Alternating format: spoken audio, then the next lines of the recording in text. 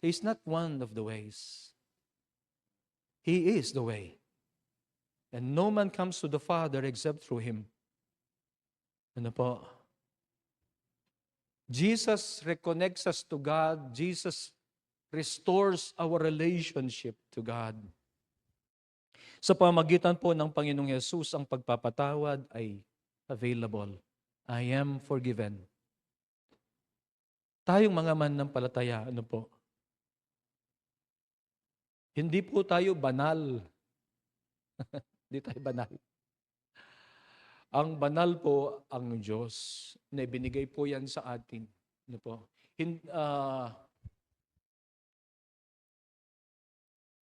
Tayo ay mamumuhay ayon doon sa kung ano ang gusto ng Diyos.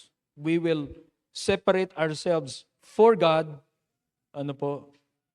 We are not righteous on our own. Ang righteousness natin ay imputed righteousness. Ibig sabihin, yan po ay binigay ng Diyos, inilagay ng Diyos po sa atin. I am righteous because God has made me righteous. Inilagay po niya sa akin yon. Inilagay po niya sa inyo. Inilagay po niya yan doon sa lahat ng mga mananampalataya.